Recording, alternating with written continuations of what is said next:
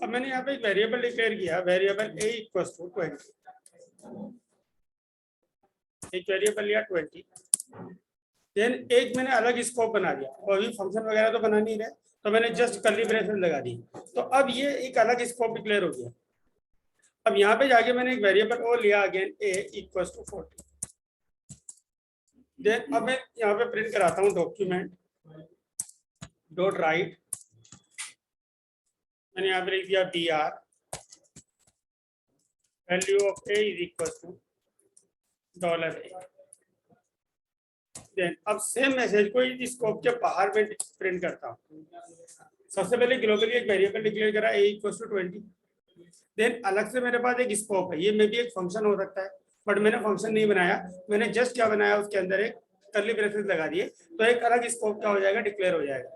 इसके अंदर एक वेरिएबल डिक्लेयर करा a की वैल्यू 40। अब देखो ये वेरिएबल भी हमारा 20 है, ये वेरिएबल भी हमारे पास a है, और ये वेरिएबल भी a है।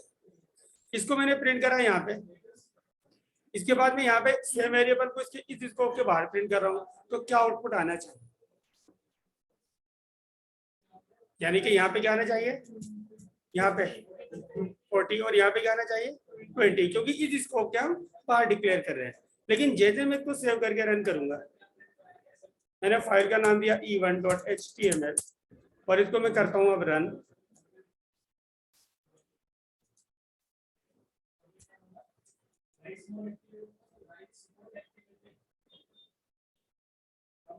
जब हम इसको रन करेंगे तो आउटपुट क्या है 40, जबकि आने कितना चाहिए था 40 एंड 20, तो ये दूसरा वेरिएबल है, वो तो स्कोप के बाहर डिक्लेयर प्रिंट कराना हमने।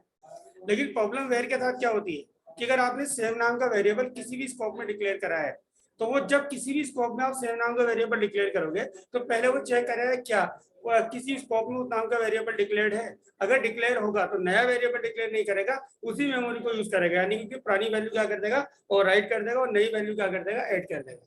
तो यहाँ पे मैंने a इक्वल टू 20 लिखा, नया वेरिएबल डिक्लेयर कर दिया। जब यहाँ पे लिखेंगे a इक्वल टू 40, तो नया वेरिएबल डिक्लेयर नहीं करेगा, वो उसी वैल्यू को ओवरराइट कर देगा, क्योंकि लेट वेर का मतलब क्या होता है वेरिएंट, यानी कि हर एक वेरिएबल को ये ग्लोबली लेगा। एक बार वेर हमने डिक्लेयर कर दिया, तो आप किसी भी स्कोप में डिफाइन करो सेम नाम का वेरिएबल, तो वो उसी वैल्यू को क्या करेगा यूज करेगा। ये प्रॉब्लम होती है हमारे साथ वेर कीवर्ड के साथ। लेकिन अब मैं चाहता हूं कि अलग अलग स्कोप में हमारे सेम नाम के वेरिएबल अलग अलग क्या हो डिक्लेयर्ड हो। लेकिन अब क्वेश्चन ये है कि क्या जरूरी है कि हमें सेम नाम की वेरिएबल डिक्लेयर करने, भाई ए बी कर सकते हैं, तब तो वैल्यू चेंज हो जाएगी ना, जरूरी थोड़ी हम यही नाम से डिक्लेयर करें। तो एक्चुअल में कभी कभी ऐसी सिचुएशन होती है, लाइक मैंने कहा कि एक स्टूडेंट के मुझे मार्क्स स्टोर करने हैं। स्टूडेंट के मार्क्स दो टाइप के होंगे, इंटरनल होंगे और एक्सटर्नल होंगे ना। जो मार्क्स स्टोर होंगे वो तो स्टूडेंट के नाम से ही होंगे ना। अब ऐसा है नहीं कि हम किसी और नाम से कर रहे हैं, तो स्टूडेंट का नाम तो एक ही होगा, बट मार्क्स जो है उसके दो हैं, तो एक को तो हम एक्सटर्नल स्कोप में डिक्लेयर करेंगे, एक को हम यूज करेंगे इंटरनल स्कोप में। तो क्या होगा, जो आपका इंटरनल स्कोप का मार्क्स होंगे वो एक्सटर्नल स्कोप का मार्क्स क्या कर देंगे ओवरराइट कर देंगे। तो जब इस टाइप की प्रॉब्लम आती है, देन हम क्या करते हैं यहाँ पे लेट कीवर्ड का यूज करते हैं। तो यहाँ पे हम लिख देंगे वेर की जगह लेट। अब लेट चेक करेगा, अगर उस स्कोप में अगर हम सेम नाम का वेरिएबल डिक्लेयर करेंगे तो उसको क्या करेगा ओवरराइट करेगा सेम स्कोप में। लेकिन अदर स्कोप में अगर आप कोई सेम नाम का वेरिएबल डिक्लेयर करोगे तो उसको ओवरराइड नहीं करेगा, एक नया वेरिएबल डिक्लेयर कर देगा दूसरे स्कोप के साथ। सो अब मैंने यहाँ पे भी क्या लिख दिया लेट। अब अभी इनका आउटपुट क्या आ रहा था, सबका अलग अलग आ रहा था, सेम आ रहा था। अब रन करोगे इसको तो अब इन दोनों का आउटपुट आपको अलग अलग मिलेगा, लाइक एक का 40 आ जाएगा, एक का क्या आ जाएगा 20 आ जाएगा।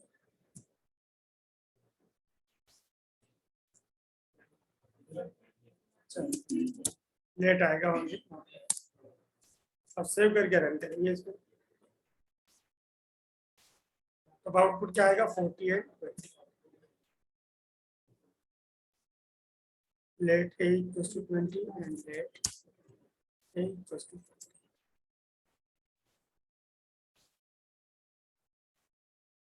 आउटपुट क्या आएगा 40 एंड 20। तो जब हम अलग अलग स्कोप में सेम नाम के वेरिएबल डिक्लेयर करने होते हैं, तो जो आपका वेर कीवर्ड है वो हमेशा एक ही वेरिएबल को लेगा, बाकी वैल्यू क्या करता रहेगा ओवरराइड करता रहेगा। बट अलग अलग स्कोप में हमें सेम नाम के वेरिएबल डिक्लेयर करने हैं, उनकी वैल्यू भी हमें अलग अलग रखनी है, तो उसके लिए हम करेंगे लेट कीवर्ड। ठीक है। तो वेर और लेट दोनों के दोनों क्या होते हैं, वेरिएबल को डिक्लेयर करने के लिए यूज होते हैं। वेर क्या हो गया आपका, ग्लोबली हो गया, यानी कि आप किसी भी स्कोप में एक बार वेर नाम का वेरिएबल डिक्लेयर कर दो, अगेन किसी भी स्कोप में जब सेम नाम का वेरिएबल डिक्लेयर करेंगे तो वो ओवरराइड करता रहेगा। अगर हमें डिफरेंट डिफरेंट स्कोप में सेम नाम के वेरिएबल डिक्लेयर करने हैं तो देर हम किसका यूज करेंगे, लेट कीवर्ड। क्लियर इतना। ऐसे ही इन्होंने इसके अंदर एक कीवर्ड इंट्रोड्यूस करा है, कांस्टेंट कीवर्ड।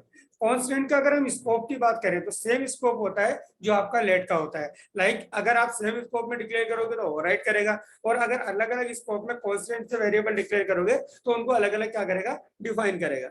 लेकिन लेट और कांस्टेंट में डिफरेंस क्या होता है कि अगर हमने लेट के अंदर कोई वेरिएबल डिक्लेयर कर दिया, वैल्यू डिफाइन कर दी, तो देन उसकी वैल्यू को हम चेंज कर सकते हैं। लेकिन कांस्टेंट के केस में अगर हमने कोई वेरिएबल डिक्लेयर कर दिया तो हम उसकी वैल्यू को मॉडिफाई या चेंज नहीं कर सकते। सो लाइक मैं कॉपी करा मैंने इसको, देन मैंने यहाँ पे एक वेरिएबल लिया लेट ए इक्वल टू 20, इसकी वैल्यू को प्रिंट करा दिया। देन अब जो ए की वैल्यू है उसके अंदर मैं चेंजेस कर देता हूँ। मैंने कहा ए इक्वल टू 50, ए के अंदर क्या हो गया, ए की करंट वैल्यू कितनी 20 थी, और मैंने ए की वैल्यू में 50 वैल्यू ऐड कर दी। अब मैं रन करता हूँ इसको, मैंने कहा e2.html, जैसे मैं इसको रन करूंगा e2.html को, तो यहाँ पे आउटपुट आ जाएगा, ए की वैल्यू फर्स्ट टाइम दिखाएगा 20, बाद में क्या दिखा देगा 70 दिखा। बट हम चाहते हैं कि हमने कोई वेरिएबल डिक्लेयर कर दिया, एक बार वैल्यू डिफाइन कर दी, तो उसकी वैल्यू को मॉडिफाई या चेंज ना कर पाए। तो उसके लिए हम वेरिएबल को क्या डिफाइन करना पड़ेगा, एज ए कांस्टेंट। कांस्टेंट के अंदर जब हम वेरिएबल को डिक्लेयर करते हैं तभी उसके अंदर एक वैल्यू डिफाइन करते हैं, इसके बाद उसकी वैल्यू को मॉडिफाई या चेंज नहीं कर सकते। तो मैंने कहा यहाँ पे कॉन्स्ट, अब जब सेव करके रन करूंगा तो अब आप यहाँ पे देखोगे सिर्फ पहला आउटपुट आएगा, दूसरा आउटपुट नहीं आएगा। इसमें दूसरे आउटपुट में उसने क्या दिखा दी, एरर दिखा दी। और आप एरर जाके चेक करोगे तो यहाँ पे दिखाएगा कि कांस्टेंट जो आपका वेरिएबल है, uncaught type error assignment to the constant variable. Constant variable को एक बार आपने डिक्लेयर कर दिया, डिफाइन कर दिया, तो आप उसकी वैल्यू को मॉडिफाई या चेंज नहीं। क्लियर।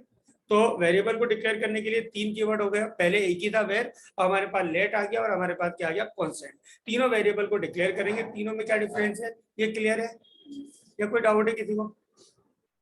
ऐसे इसके अंदर इन्होंने इंट्रोड्यूस करा 2 कीवर्ड, एक इंट्रोड्यूस करा इन्होंने फॉर ईच, और एक इन्होंने इंट्रोड्यूस करा मैप फंक्शन।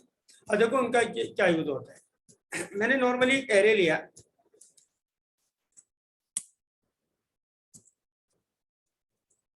मैंने यहाँ पे एक एरे डिक्लेयर करा,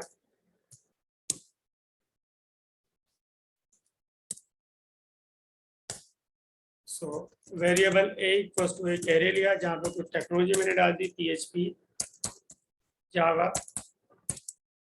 पाइथन, एंगुलर, रिएक्ट, और मैंने कहा C#, HTML, CSS, जावा स्क्रिप्ट, jQuery,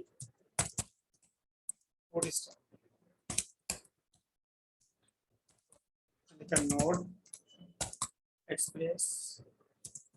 ठीक है, तो ये हमारी को टेक्नोलॉजी एरे के अंदर। अब इस एरे को प्रिंट करना है तो क्या करते हैं, लूप चलाते हैं, लूप लगा दिया फॉर, कहाँ से स्टार्ट कर होगा एरे 0 से, मैंने लिख दिया i लेस देन कितना कर दिया 5, i प्लस प्लस, देन यहाँ पे प्रिंट करा देंगे document dot right, document dot right, और यहाँ पे लिख देंगे BR और डॉलर, मैंने कहा A ऑफ I, एरे आई उसकी इंडेक्स। तो एक एरे लिया जिसके अंदर हमारे पास मल्टीपल एलिमेंट्स है, उनको हमने प्रिंट करने के लिए 0 to 5 लूप चला दिया, एक एक इंडेक्स पे जाएगा, उस इंडेक्स पे एलिमेंट को प्रिंट करता रहेगा। सेव करा इसको, मैंने कहा e3.html, मैं अब इसको रन करता हूँ। जब रन करेंगे इसको तो सिंपली हमारा 5 एलिमेंट प्रिंट करा दें, क्योंकि नॉर्मल एरे के केस में हमें क्या करना पड़ता है, लूप के केस में हमें बताना पड़ता है कहाँ से कहाँ तक लूप चलाना है।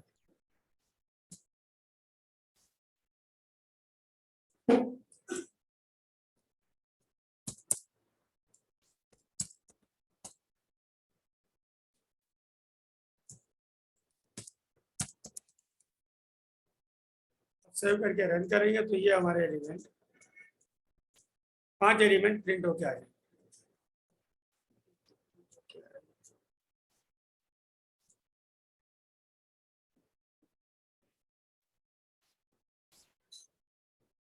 सेव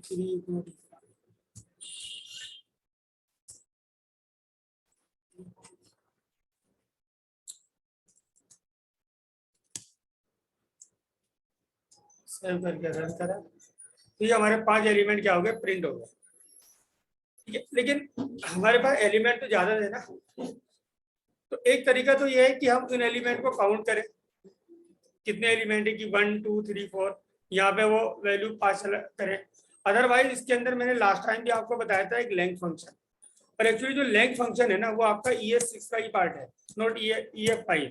लाइक अगर इस फंक्शन को अगर आप चलाओगे, जो आपका आता ब्राउजर आता है इंटरनेट एक्सप्लोरर वर्जन 6 से नीचे अगर आप चलाओगे तो वो लेंथ फंक्शन एरर दिखा देगा, लेकिन हायर वर्जन पे चलाओगे तो वो एग्जीक्यूट हो जाएगा। इट्स मीन जो आपका लेंथ फंक्शन है वो ES6 का ही पार्ट है, यानी कि ES6 की फंक्शनलिटी है। तो एक तरीका तो है कि यहाँ पे हम लेंथ फंक्शन का यूज कर लें कि i less than a dot length, तो ये काउंट कर लेगा टोटल नंबर ऑफ एरे के अंदर कितने एलिमेंट है और उसके अकॉर्डिंग लूप चला देगा, सारे एलिमेंट आ गए।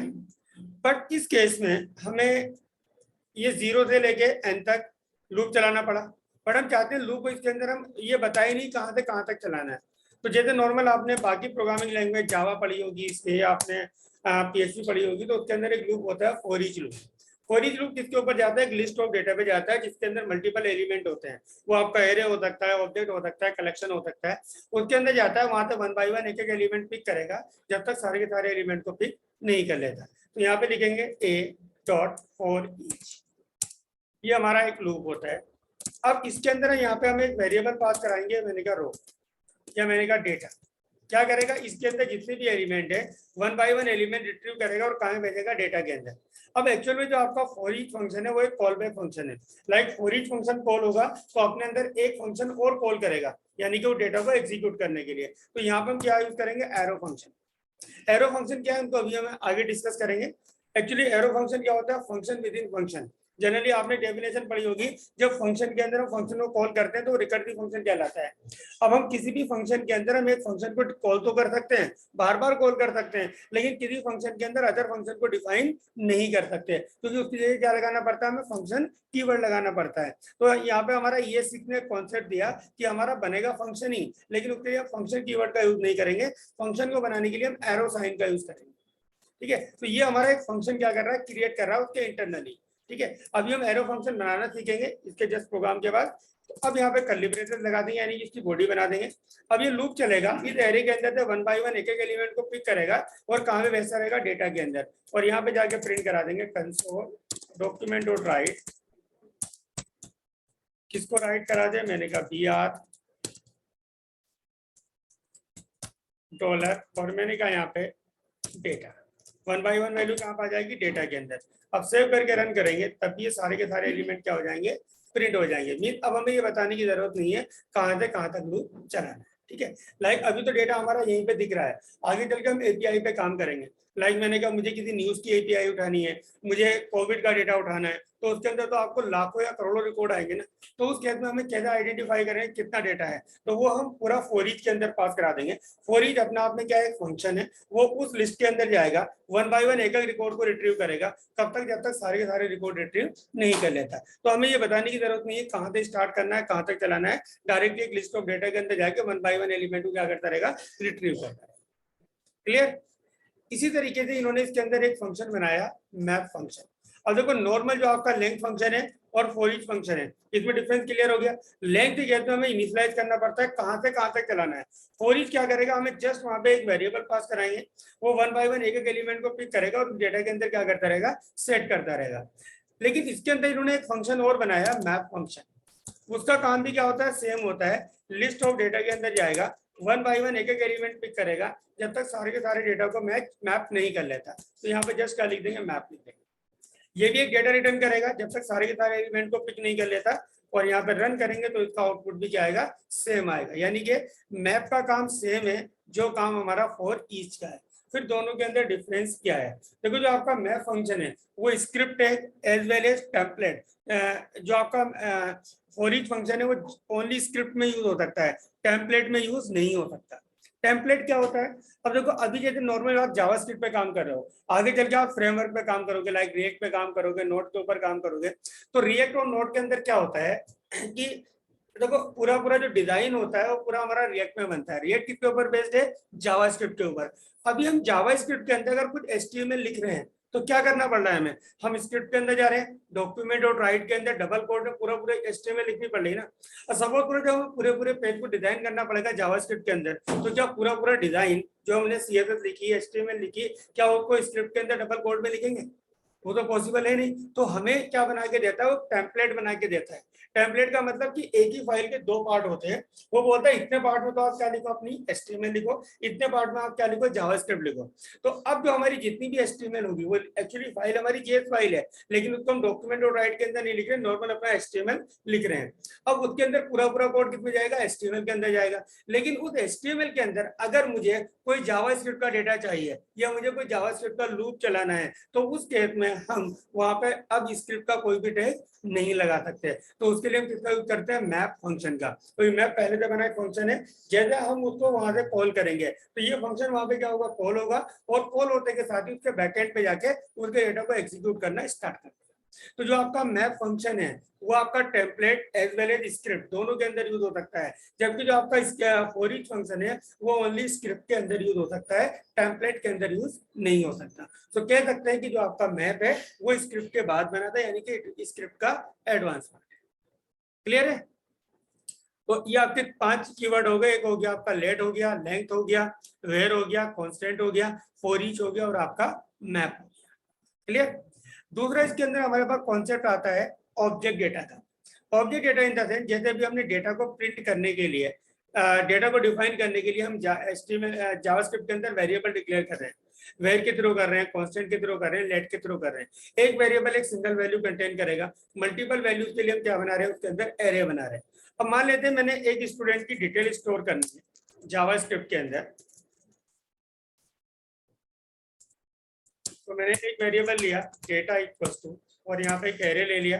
मैंने कहा 101 as a roll number, name, physics, chemistry और मैथ। एक स्टूडेंट की डिटेल आ गई, रोल नंबर 0 पे गया होगा, नेम 1 पे गया होगा, फिजिक्स, केमिस्ट्री, मैथ 2, 3, 4 पे गए होंगे। अब मुझे दूसरे स्टूडेंट की डिटेल स्टोर करनी है, तो मैंने कहा 102। देन मैंने उसका नाम लिखा बी, ये उसका क्या हो गया? नाम हो गया। ये उसके फिजिक्स हो गए, केमिस्ट्री हो गए, मैथ्स हो गए। ये डेटा भी स्टोर हो जाएगा, बट इंडेक्सिंग क्या होगी इसकी? 0 से स्टार्ट होगी या उसके आगे से स्टार्ट होगी? आगे से स्टार्ट होगी ना। जब हम अलग अलग स्टूडेंट के डेटा को एक्सेस करेंगे तो हमें तो ये पता ना कि रोल नंबर हमारा 0 इंडेक्स पे जाएगा, तो अब 0 इंडेक्स पे तो हमारी एक ही वैल्यू है। तो यहाँ पर हम क्या कर सकते हैं? ऑब्जेक्ट का एरे बना सकते हैं। सो ऑब्जेक्ट का एरे बनाने के लिए क्या करेंगे? ये हमने एक एरे वेरिएबल लिया, इसके अंदर हम एक ऑब्जेक्ट डिफाइन कर देंगे। ये क्या होता है? हमारा जावास्क्रिप्ट का ऑब्जेक्ट कहलाता है। ठीक है। अब देन इसके अंदर जाके मैंने लिखा आईडी, और यहाँ पे लिख दिया मैंने कहा 101। देन मैंने कॉमन नेम, इसमें की और वैल्यू का कॉन्सेप्ट आता है। तो पहले हम क्या लिखेंगे? की लिखेंगे, फिर क्या लिखेंगे? उसकी वैल्यू लिखेंगे।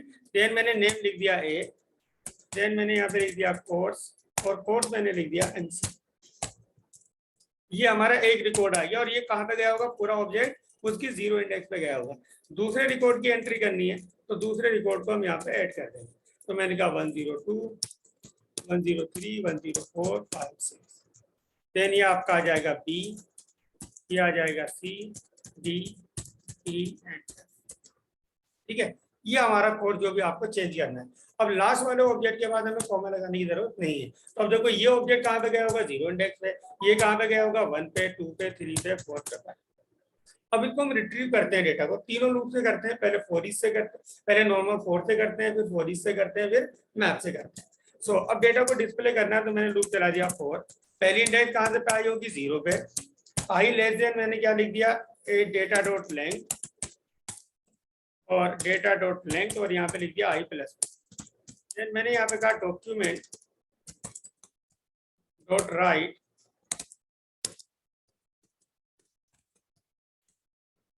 डॉट राइट, dr लगा दिया यहाँ पे।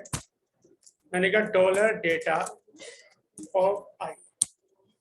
ठीक है, डेटा ऑफ आई, डेटा हमारा एरे आई क्या है? उसकी इंडेक्स है।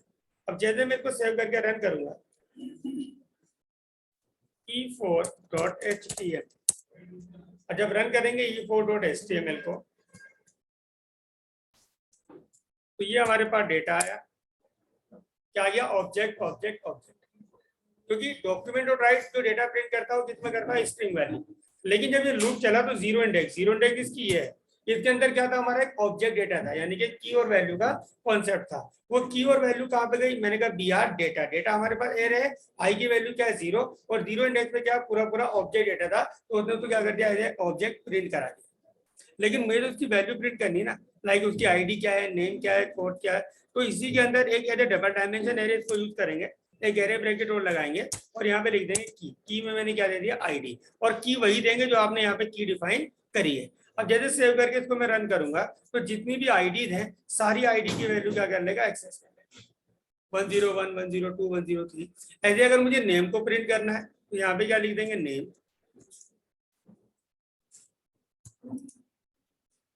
कॉपी करा, ये आ जाएगा नेम, ये आ जाएगा हमारा। अब सेव करके रन करा इसको तो अब हमारे पास आईडी भी आ जाएगी, नेम भी आ जाएगा और हमारा क्या आ जाएगा? पोस्ट। ये तो हमने नॉर्मल फॉर लूप के थ्रू प्रिंट करा। इसी डेटा को मुझे प्रिंट करना है यूजिंग फॉर ईच। तो इसको मैं कर देता हूँ कमेंट। मैंने कहा यहाँ पे डेटा डॉट फॉर ईच। मैंने कहा डेटा एक वेरिएबल ले लिया रो, और इस रो के अंदर मैंने कहा डॉक्यूमेंट डॉट राइट $। जब रो को प्रिंट करेंगे तो रो के अंदर भी तो एक अब ये फॉर ईच क्या करेगा? इस डेटा के अंदर जाएगा, एक एक रिकॉर्ड को रिट्रीव करेगा, एक एक इंडेक्स के रिकॉर्ड को उठाएगा। इस 0 इंडेक्स को उठाएगा, कहाँ भेजेगा? रो के अंदर। 1 को उठाएगा, कहाँ भेजेगा? रो के अंदर। लेकिन उन इंडेक्स में भी तो हमारे पास एक ऑब्जेक्ट डेटा है ना। अब वो डेटा को हमें क्या करना है? अलग अलग करना है। तो क्या लिख देंगे यहाँ पे? रो डॉट आईडी। यहाँ पे डायरेक्टली उसकी की यूज कर सकते हैं। यहाँ पे लिखा रो डॉट नेम, यहाँ पे लिखा रो डॉट। तो देखो अब जब नॉर्मल फॉर के थ्रू प्रिंट कर रहे थे तो हम यहाँ पे उसकी इंडेक्स मेंशन करनी पड़ रही थी, हमें यहाँ पे उसकी की मेंशन करनी पड़ रही थी। अब की को उसने ऑटोमेटिकली क्या बना दिया? ऑब्जेक्ट बना दिया फॉर ईच ने, और डायरेक्टली उस की के नाम से डेटा को क्या कर सकते हैं? एक्सेस कर सकते हैं। लाइक बैकएंड पे जाके इन की को क्या बना रहा होगा? एज वेरिएबल बना रहा होगा। अब जैसे मैं इसको सेव करके रन करूंगा तो अभी भी आउटपुट क्या आएगा हमारा? ठीक है। इवन इसको अगर हमें मैप के थ्रू एक्सेस करना है तो आप प्रिंट कर सकते हो यूजिंग मैप। कॉपी करें इसको,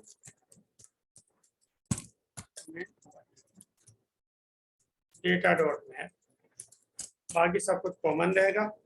अब रन करेंगे इसको तो तब भी आउटपुट क्या आएगा हमारा? क्लियर? या कोई डाउट है किसी को? एक बार इसको ट्राई करो, बाकी फिर आगे।